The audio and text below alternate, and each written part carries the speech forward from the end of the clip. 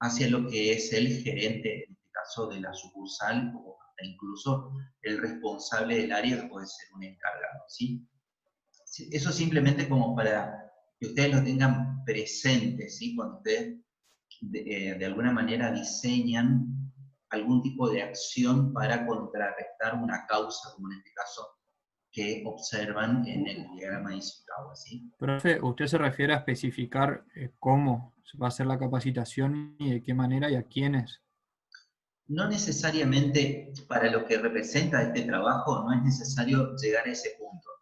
Simplemente lo que digo es que cuando ustedes a nivel profesional presentan una idea como esta, ¿sí? De diseñar tutoriales, cursos cortos o capacitaciones a medida, las mismas tienen que estar basadas en necesidades que nosotros hayamos detectado claramente de los distintos niveles de jerarquía de la organización y de los distintos actores que van a formar parte de esa capacitación.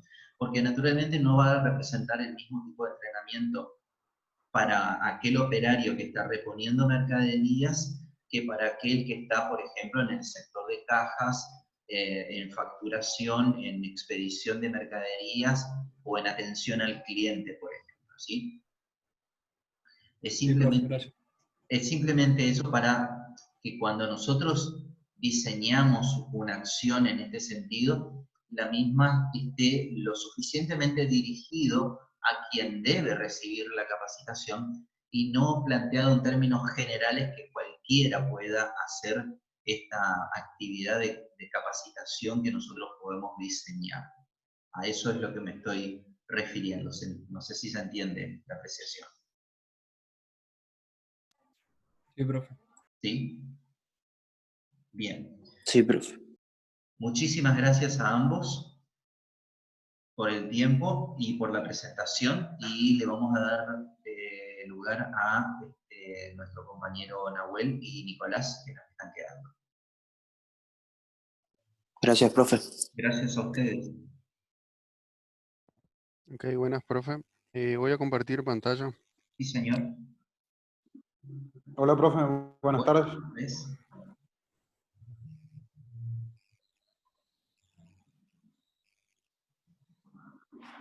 Bueno, en nuestro caso, como venimos trabajando con la empresa Alcor, voy a hacer una introducción respecto a lo que fue la investigación bibliográfica con relación al diagnóstico organizacional. En nuestro caso tomamos información de diferentes autores, como el caso, por ejemplo, de Thompson y Strickland, y otro autor, en el caso de Fred David, del libro de Planeación Estratégica, quien establece o plantea, digamos, que en el diagrama organizacional se plantea la necesidad de una auditoría integral de lo que es la organización para abarcar la evaluación del entorno, es decir, los factores externos y cómo éstas las afectan. Por el otro lado, también la evaluación de las fortalezas y debilidades de la empresa, es decir, los factores internos. El diagnóstico organizacional, a su vez, implica lo que es el análisis de esos aspectos externos y su impacto en la organización, equiparándolos a su vez con los aspectos internos y la evaluación de estos, digamos, en diferentes escenarios, a su vez permiten diseñar estrategias de maximización de oportunidades y minimización de amenazas, haciendo un uso eficiente de los recursos que tiene la organización. Por otro lado, cuando hablamos de lo que es la herramienta FODA, entendemos que la misma es una herramienta que permite el análisis, digamos, de lo que son los factores internos y externos de la organización y en este caso, digamos, ser aplicada a cualquier situación con diferentes variables analizadas. En este caso, lo que es la matriz FODA tiene una serie de ventajas y de desventajas. Por ejemplo, en el caso de las ventajas, se puede considerar que el FODA es un método rentable para analizar proyectos y presupuestos dentro de un negocio determinado. Y a la hora de aplicarlo es muy importante considerar varios puntos, como por ejemplo el caso de los empleados, los clientes y los proveedores. Y por el otro lado, otra de las ventajas también es que puede ayudar a crear nuevas ideas para el negocio. Al examinar los temas que aparecen en las columnas y filas de esa matriz, en una empresa no solo aumenta el conocimiento de las posibles ventajas, o en el caso de las desventajas, así como también las amenazas y oportunidades que se presentan. También puede responder con mayor eficacia en un futuro mediante la formación de planes para contrarrestar esas amenazas o en su efecto también poder disuadirlas o disminuirlas. Y por el otro lado, el caso de las desventajas que presenta esta herramienta, se plantea, por ejemplo, el caso de si las debilidades encontradas en el análisis FODA son pocas, pero en este caso son significativas, lo correcto sería implementar planes de acción inmediato para tratarlos y no enfocar solamente en aspectos positivos para tratar de disuadir esos aspectos negativos. Por otro lado, también debido a que es un análisis que se fundamenta en premisas simples, no presenta regularmente consideraciones de peso, digamos, en su análisis muchas veces. Y por otro lado, también hay que entender que en el análisis de matriz, en el hecho de que los hallazgos puedan no estar adecuadamente priorizados por la empresa, por ejemplo, se pueden plantear una larga lista de deficiencias y que solamente sean mitigadas con una larga más grande en términos de fortalezas, que contrarresten justamente a esas debilidades. En el caso específico de la matriz FODA de la empresa Arcor, consideramos, por ejemplo, fortalezas, la ventaja competitiva, que es sin lugar a dudas para el caso de Arcor el aspecto más fuerte que tiene. En el caso del autoabastecimiento completo con una fuerte integración vertical, ya sea hacia atrás, con el caso del desarrollo en lo que es, por ejemplo, el sector agrario, el sector agroindustrial, así como también, digamos, el sector de lo que es el envasado, el packaging, y por el otro lado también la fuerte estructura de distribuidores oficiales, que sería una estructura de tipo vertical hacia adelante. Y por el otro lado también otra de las fortalezas es el liderazgo que tiene a nivel mundial en lo que es caramelos duros y en América Latina en lo que es los diferentes tipos de bombones tipo bonobón que tiene Arcor. Respecto a las debilidades, se encuentra, por ejemplo, el caso de inversión en marketing, que es inferior o que es deficiente en comparación a los competidores. Por el otro lado, el packaging, que por ejemplo en el caso de los bonobón, que está muy desactualizado, dado que hace no menos de 20 años tiene con el mismo tipo de envoltorio, que se apoya también en un déficit en lo que es aspecto publicitario y la dificultad en lo que es la preservación en la calidad de los productos que son sensibles al calor. Esto se asocia generalmente a lo que es el transporte de larga distancia. Por ejemplo, cuando es el transporte de vía marítima a países europeos y el continente asiático, se le hace muy difícil la mantención de la calidad en los productos. Por el otro lado, las oportunidades que tiene Arcor son, por ejemplo, el comercio mundial en lo que es golosinas, que siempre se encuentra en crecimiento, la innovación en determinados productos, y por el otro lado también un mayor desarrollo de los canales de distribución. Y respecto a las amenazas, se plantean cambios en los hábitos de consumo, también la dificultad, sobre todo en el mercado brasilero, frente a la competencia de una multinacional como el caso de Nestlé, y por el otro lado las políticas de expansión por otras empresas de origen multinacional. Respecto a la evaluación estratégica de maximización y minimización, tanto de fortalezas como de debilidades, hay que entender que Arcor, con su integración vertical no solo hacia adelante, sino también hacia atrás, con la construcción de las diferentes plantas industriales, con el fin de satisfacer las diferentes necesidades que tiene la compañía, hace posible que la empresa utilice esas condiciones, en el caso, por ejemplo, del sector del agronegocio, los aspectos inmejorables que proporciona nuestro país respecto a esa actividad, a su favor, en este caso. Por el otro lado, asociado a lo que es el liderazgo que tiene Arcor a nivel mundial en producción y venta de caramelos dulces y de bonobones, le permite no solo ser pionero en lo que es innovación y creatividad respecto a los productos finales que ofrece, sino también ser capaz de adaptarse a los gustos tan diversos que tienen los consumidores, como por ejemplo el caso del lanzamiento en el mercado asiático de un tipo de bonobón llamado matcha, con un sabor parecido a lo que es el té verde, de mucho consumo en países como Japón y Corea del Sur. Por el otro lado, respecto a las ventajas competitivas que presenta Arcor, cabe decir que la misma debe ser distintiva y capaz de adecuarse a los cambios en los hábitos de los consumidores, que cada vez son más saludables y que están asociados justamente a estas sociedades modernas, debido a las fuertes amenazas que se presentan en el mercado, dado que la misma se encuentra compitiendo con otras empresas, no solo de origen nacional, sino también empresas multinacionales, como comenté anteriormente, por ejemplo, el caso de Kraft Food o Nestlé, que tienen mucha capacidad en lo que es absorber o acaparar gran parte del mercado. Por el otro lado, en lo que hace al liderazgo en el segmento de chocolates y caramelos, a Arcor le permite analizar cómo son los hábitos de los consumidores, es decir, de los clientes, y a su vez evaluar cómo estos vienen modificándose a lo largo de los años, hecho por el cual, digamos, es de suma importancia permitir corregir y adaptar esos productos que ofrece a consumos más saludables. En cuanto a las debilidades que presenta la empresa, cabe decir que sus productos siguen siendo presentados, como comenté antes, en envases bastante desactualizados, como para atraer en mayor medida al consumidor, lo cual se apoya en un deficiente uso de los medios publicitarios de llegada masiva para promocionarlos. Por otro lado, la poca inversión que realiza Arcor en publicidad en medios masivos como radio o TV, o incluso también las redes sociales, plantea la necesidad, así como la oportunidad de incrementar los presupuestos en área de marketing en la empresa, no solo para considerar formas de tener mayor llegada al público en general, sino también para replantear nuevos diseños en los envases.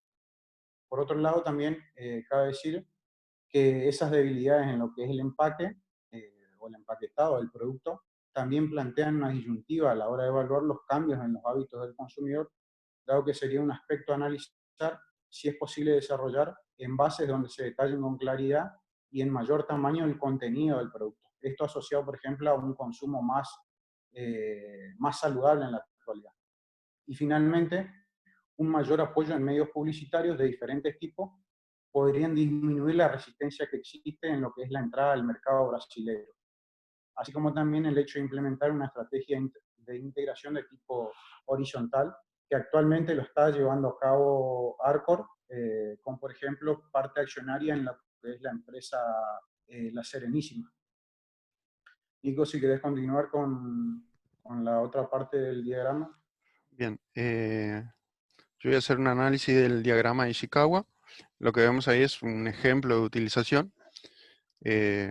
Bueno, el diagrama de Ishikawa, también conocido como el diagrama de espina de pescado o diagrama de causa y efecto, es una herramienta de calidad que ayuda a levantar las causas raíces de un problema, analizando todos los factores que involucran la ejecución del proceso. En la metodología, todo problema tiene causas específicas y esas causas deben ser analizadas una a una a fin de comprobar cuál de ellas está realmente causando el efecto o el problema, digamos, que se quiere eliminar. Eliminando las causas, se elimina el problema y el diagrama es una herramienta práctica muy utilizada para realizar el análisis de las causas raíces en la evaluación. Bueno, es posible aplicar el diagrama de Ishikawa a diversos contextos y de diferentes maneras. Entre ellas se destaca la utilización para ver las causas principales y secundarias de un problema, para ampliar la visión de las posibles causas de un problema, viéndolo de manera más sistemática y completa, para identificar soluciones levantando los recursos disponibles por la empresa y para generar mejoras en los procesos. Como ventajas, podríamos decir que los diagramas de espina de pescado permiten un análisis en profundidad, evitando así dejar de lado posibles causas de una necesidad. La técnica de espina de pescado es fácil de aplicar y crea representación visual fácil de entender las categorías de las causas. Eh, eh, para ir acelerando un poquito más, voy a ir a las desventajas. El resto está también en el trabajo, profe. Como desventaja podríamos mencionar la simplicidad del diagrama de espina. Puede representar tanto una fuerza como una debilidad. Una debilidad porque simplifica el análisis. bueno, a menos que no se disponga de un espacio suficiente grande como para dibujar y desarrollar el diagrama, puede ocurrir que no se cuente con las condiciones necesarias para ahondar en las relaciones causa-efecto como sería deseable en este caso. Voy a ir a lo que es el diagrama de Ishikawa de la empresa Arcor.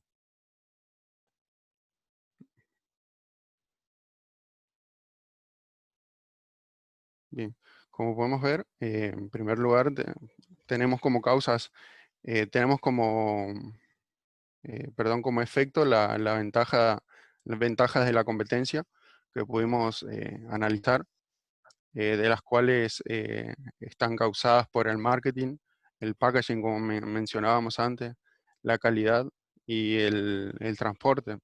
En cuanto al marketing, es la baja inversión frente a los competidores, la baja inversión en el marketing, el diseño del packaging desactualizado.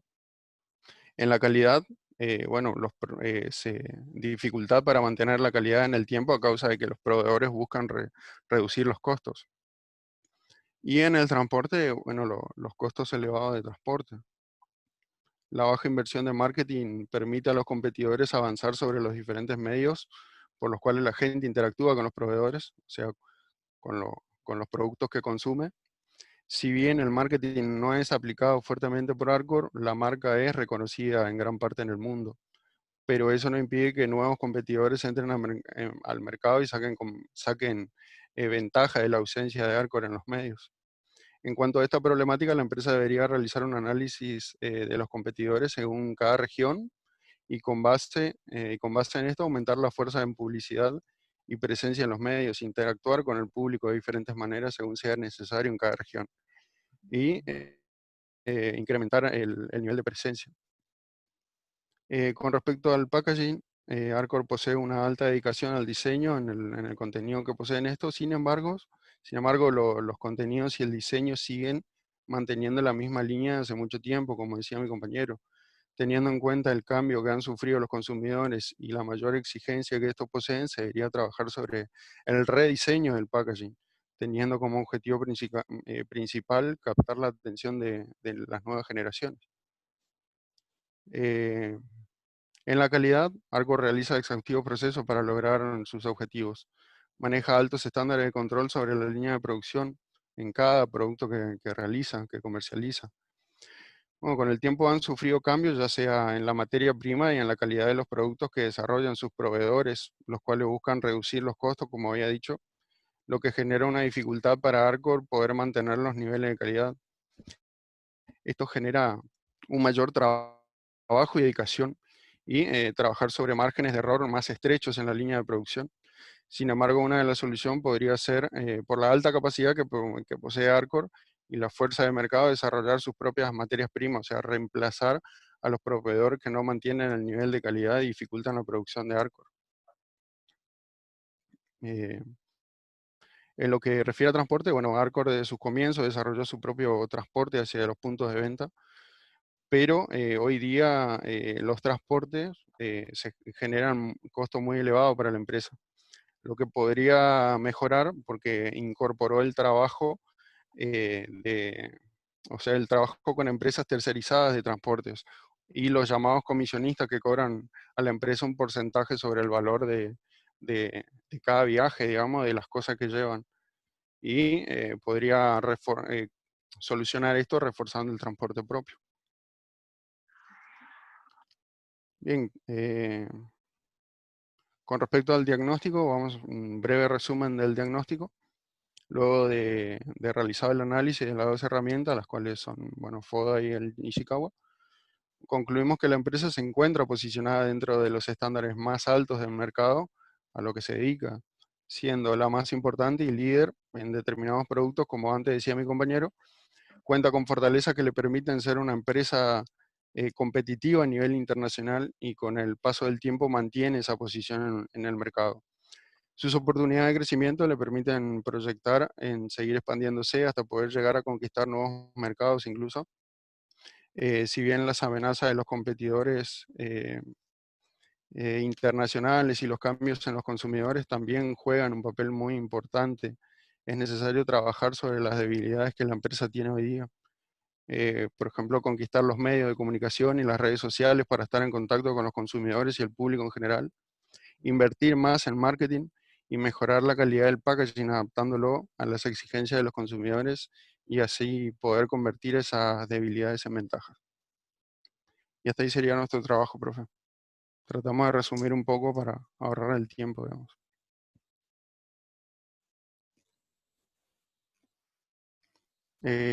No le escucho, profe. Perdón, muchísimas gracias a ambos. Muy buena la presentación, en primer lugar.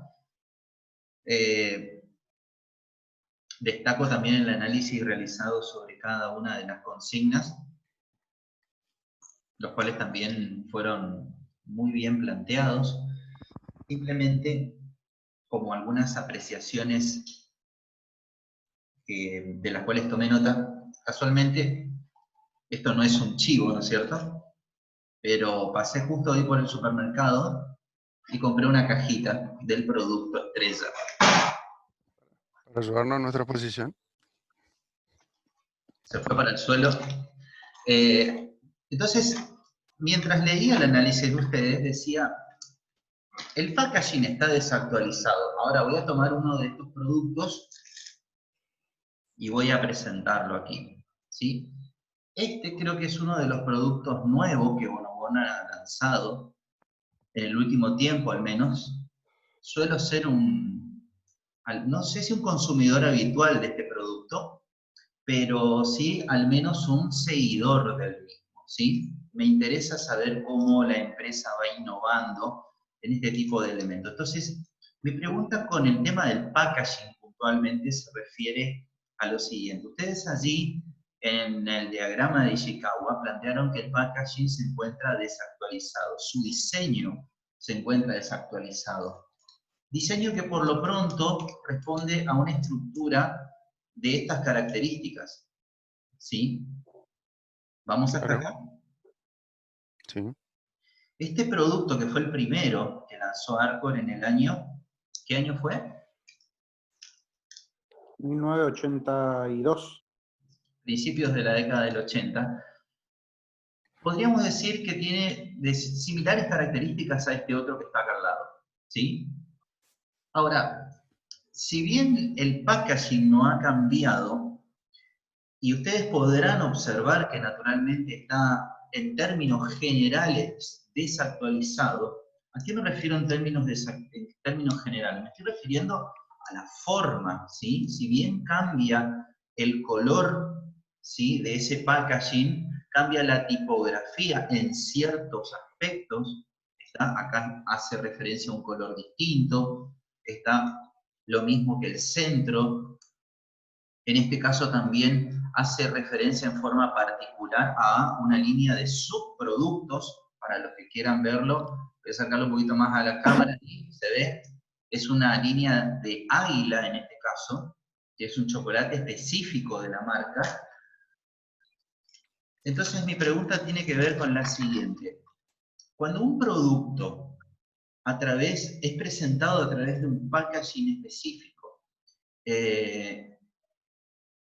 ¿necesita realmente un rediseño en el mismo? ¿Y esto a qué apunta esta pregunta? Apunta que cuando la organización, como ustedes habrán visto seguramente en administración o en alguna otra asignatura anterior, habla del ciclo de vida del producto, ¿sí?, que habla del nacimiento, del crecimiento, del desarrollo, de la madurez. Tal vez aquí la empresa tenga que analizar en qué instancia de esa curva del ciclo de vida del producto se encuentra este producto puntual que es Bonobon, ¿sí? Porque si nosotros observamos a través del análisis de las ventas, por ejemplo, del análisis histórico de las ventas, que este producto sigue evolucionando a lo largo del tiempo en el volumen de ventas que obtiene, ¿sí?, o que se producen del mismo, claramente estamos en presencia de un producto que todavía no ha llegado a su madurez, ¿sí? Imaginemos por un momento incluso a la empresa Coca-Cola, en el cual también su packaging se ha visto modificado a lo largo del tiempo, pero no ha sufrido cambios, llamémosle, sustanciales, ¿sí? Las características del envase siguieron siendo las mismas, salvo con algunas diferencias. Por ejemplo, hoy no tenemos a la venta para lo que es el consumo familiar, por ejemplo, la Coca-Cola de litro. Sí la tenemos en otro tipo de ámbitos, que es fundamentalmente la gastronomía, que es para lo que se ha reservado hoy el envase, por ejemplo, de litro, ¿sí? Pero salvo sí situaciones muy particulares, muchas veces tenemos que analizar en qué ciclo, en qué etapa del ciclo de vida del producto se encuentra el mismo, para analizar si realmente el cambio que nosotros queremos llevar adelante es absolutamente necesario. No estoy poniendo en tela de juicio el análisis que ustedes hicieron, ¿sí? Solamente lo que digo es, muchas veces a pesar del transcurso, del paso del tiempo, el producto aún sigue vigente en su formato tradicional, ¿sí? Que fue el primero que nosotros conocimos y a partir del cual, naturalmente, algunos nos enamoramos del producto, ¿sí? Y por el cual hasta inclusive un cierto rediseño en su packaging podríamos hasta verlo en un sentido negativo, es decir, ¿qué hicieron con este producto? Por más que su contenido, una vez que lo abramos y lo probemos, siga siendo el mismo de siempre, ¿sí? Muchas veces las personas se fidelizan con un producto en función al impacto visual que el mismo provoca. Y ese impacto visual tiene que ver en este caso con que una vez que ustedes abren el paquete, si el envoltorio de este producto, ustedes ven un contenido dentro que en las marcas que intentaron copiar este producto no lograron ni la calidad del producto ni la forma que el mismo posee. Entonces, mi análisis para cerrar la idea tiene que ver con que muchas veces tenemos que pensar en qué momento, ¿sí?, de ese ciclo de vida del producto se encuentra el producto que nosotros estamos analizando. Dado que si estamos en la etapa de madurez y podemos estar entrando en la de declinación, naturalmente va a ser necesario que llevemos adelante lo que ustedes plantean. Ahora, si todavía el producto se encuentra en la etapa de desarrollo, es decir, salió de la de crecimiento y entró en la de desarrollo, y allí tendremos que analizar si realmente un cambio en estos elementos que ustedes presentan, si resulta o resultará positivo para el producto que estamos analizando, o la línea de productos si estamos tomando toda una línea de productos. ¿Se alcanza a entender el razonamiento? Sí, sí. ¿Sí? Sí, profe. Simplemente eso como un punto. Después, para ir cerrando ya, ustedes plantearon como un problema, por lo que pude ver en el diagrama de Ishikawa, ventajas de la competencia, ¿sí? Tengamos presente que Ishikawa fundamentalmente se orienta a que su espina central, es decir, su vértebra central, esté representada por un problema que está presente en la organización. Es decir, por eso yo cuando presentábamos la teoría en clases anteriores y presentábamos naturalmente los ejemplos, les decía de que nosotros tenemos que visualizar a partir de, por ejemplo, el FODA, que fue la herramienta que utilizamos anteriormente. Y dentro del FODA, ¿qué concretamente? Y las debilidades, que son las que pueden representar un problema estrictamente en función a lo que nosotros luego podemos descomponer en distintas causas sobre las que realizamos el análisis del mismo, ¿sí? En este caso, hablar de ventajas de la competencia resulta, por un lado, muy genérico, muy general, muy amplio, pero por el otro lado también un aspecto externo que la organización no puede controlar. Entonces, por más que yo de alguna manera ataque cada una de las causas y cada una de las subcausas, y las ventajas de la competencia pueden seguir estando, o pueden llegar a desaparecer en función a decisiones que tome la competencia, pero no van a estar al alcance mío como organización de poder resolver ese problema. ¿Soy claro más o menos en la idea que intento transmitir? ¿Se comprende este análisis? Sí, sí, sí. Sí, profe, sería enfocar en el análisis interno y no, no ver, digamos, el competidor, si bien es necesario ver la competencia, pero analizarlo desde el interior, digamos. Fíjense que nosotros, una de las causas es concretamente el entorno. Entonces podemos hacer referencia a que algún competidor, por algún tipo de estrategia que está llevando adelante, nos, entre comillas, está complicando la vida, ¿sí? Y por lo tanto está despegando o está siendo exitoso en la estrategia que está implementando. O logró desarrollar una ventaja competitiva que nosotros no la podemos ni copiar, ni mucho menos anular, ¿sí? Entonces, existe una causa que es el entorno, y dentro de ese entorno, naturalmente, está todo lo que está fuera de la organización. Pero, fundamentalmente, el diagrama Ishikawa apunta a problemas que forman parte de la organización, es decir, son internos a la organización. De modo tal que, por eso decíamos, el recurso humano nosotros lo controlamos, ¿sí? El equipo, las maquinarias, nosotros lo controlamos. Lo que es, por ejemplo, los métodos, los procedimientos, las rutinas de trabajo, nosotros lo controlamos. Lo que son las materias primas, los insumos, nosotros también los controlamos. La única causa que nosotros no controlamos, pero que nos puede afectar al problema, es el entorno, ¿sí? Y eso no quiere decir que no la consideremos, la vamos a considerar para el problema, ¿está? Pero mi problema tiene que ser de orden interno en la organización, de tal manera que la suma de todas las causas me lleve a que yo pueda ir atacándolas cada una y eso resolviéndome el problema que yo planteo. ¿Se entiende esto? Sí, profe. ¿Sí? Sí, sí, sí. Bien. Bueno, chicos, muchísimas gracias a todos por el tiempo, por la dedicación en la presentación, la cual veo que va mejorando con el paso de los trabajos. Les deseo a todos un buen fin de semana largo, a pesar de que mañana nos vamos a ver.